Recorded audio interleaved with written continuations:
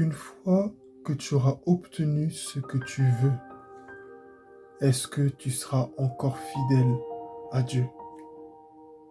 Aujourd'hui, tout le monde te persécute. Alors, tu trouves l'utilité de te réfugier en Dieu. Aujourd'hui, ton père, ta mère, ton frère, ta sœur, un de tes proches, une personne que tu aimes est à l'hôpital, est entre la vie et la mort. Alors tous les jours, tu jeûnes, tu pries, tu demandes à Dieu d'intervenir. Aujourd'hui, ton entreprise rencontre des moments difficiles. Et c'est toi qui es l'avenir, l'espoir de ta famille. Alors tu pries pour que Dieu intervienne. Aujourd'hui, tu es en train de faire des projets, des affaires et tu veux que ça marche.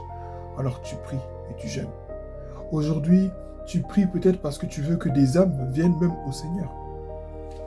Alors tu pries. Tu veux que l'Église grandisse, tu pries. Mais une fois que tu auras tout ce que tu veux, une fois que Dieu exaucera tes prières, est-ce que tu seras encore fidèle? J'aimerais encourager quelqu'un ce soir à ne pas être un chrétien circonstanciel. Ne sois pas un chrétien circonstanciel. C'est-à-dire que quoi? Quand il fait beau, on croit en Jésus. Mais quand il commence à pleuvoir, on n'y croit plus. Ou bien, quand il commence à pleuvoir, quand l'orage commence à gronder, quand le vent commence à souffler, quand la terre commence à trembler, on invoque Dieu, on prie Dieu parce qu'on a peur d'être englouti, on a peur de mourir, alors on invoque Dieu. Et puis quand il fait beau, quand les oiseaux chantent, le soleil brille, il fait bien chaud, on commence à juste prendre notre temps pour manger une bonne glace, on regarde la télévision, on sort avec des amis, on va dans divers endroits et on oublie celui qui nous a exaucés. À chaque fois que Dieu t'exauce, écoute bien, quand Dieu agit dans ta vie, il est en train de t'appeler à lui. Il est en train de te révéler que c'est de lui dont tu as besoin.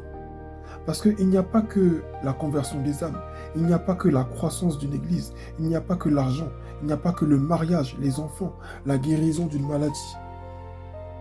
Il y a ta relation avec Dieu. Et Dieu désire avoir une relation intime avec toi. Qui que tu sois. Si tu es tombé sur cette vidéo, sache que c'est pour toi.